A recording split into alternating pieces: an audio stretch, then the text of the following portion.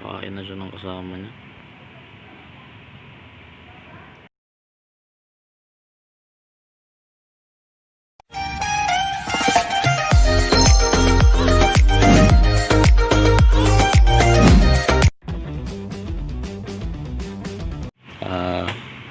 Parang against the light yun. Ito yung pinakamalaki. Yun nako.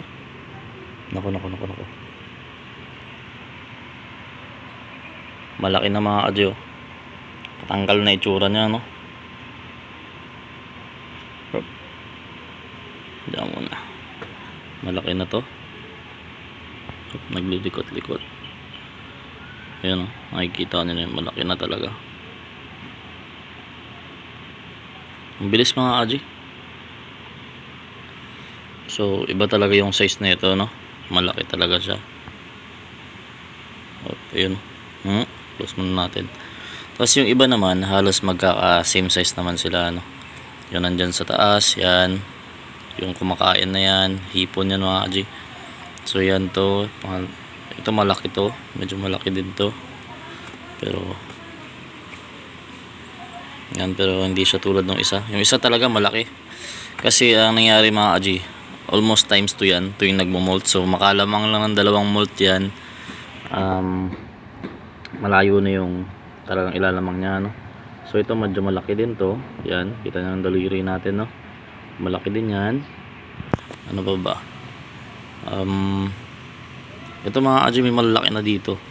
Gusto nga pag-iwalay na to kasi nag-uubusan na sila So wala tayong mapaglagyan. So hindi ko alam kung anong didiskartein natin. Ito kumakain na siya Kinakain niya yung kasama niya Cannibalism is heart. So yan, kumakain na sila Yan Kinakain niya na yung kasama niya. Saan yun?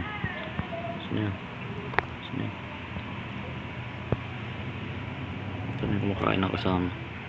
Pero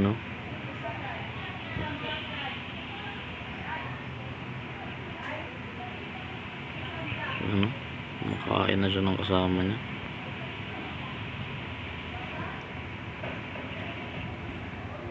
Tapos ito marami yung malalaki mga kaji. Marami ng mga bundat-bundat yan malalaki-laki na yan ito yung mga nandyan yan malalaki yan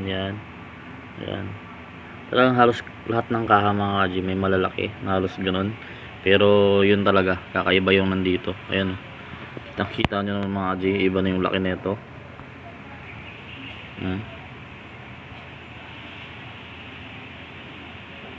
yung iba may nakita ko may mga rare na mga kaji so iba na yung laki nyan and pero ito yung gusto kong pakita sa inyo. First time ko to na nakita na ganito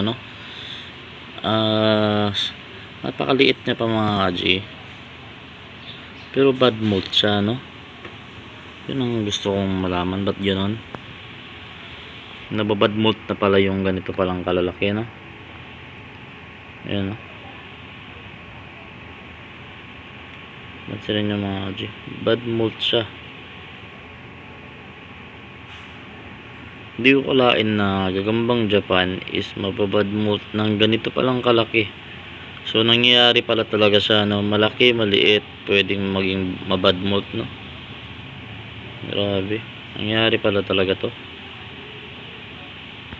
As early as this stage parang pang-apat na molt niya pa lang Hindi siya nakalabas. Hindi ko alam kung kulang tubig. Ni-sprayan ko naman kasi yan sila mga kaji. Ni-sprayan ko to. Yan.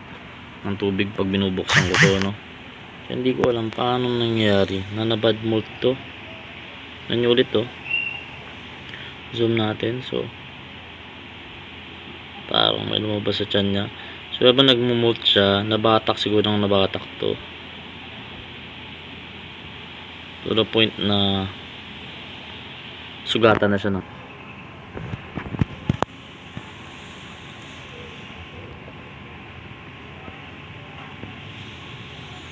yan bad mold talaga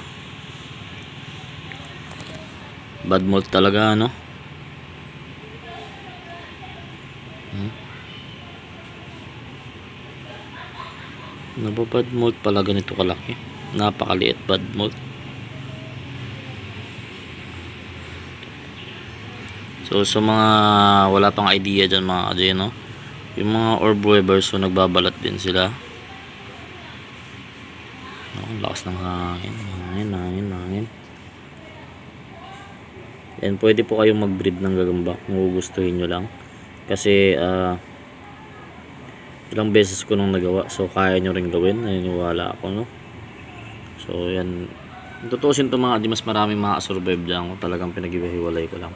Ang problema, napakahirap po pakainin yan pag ganyan palang kalaki, no?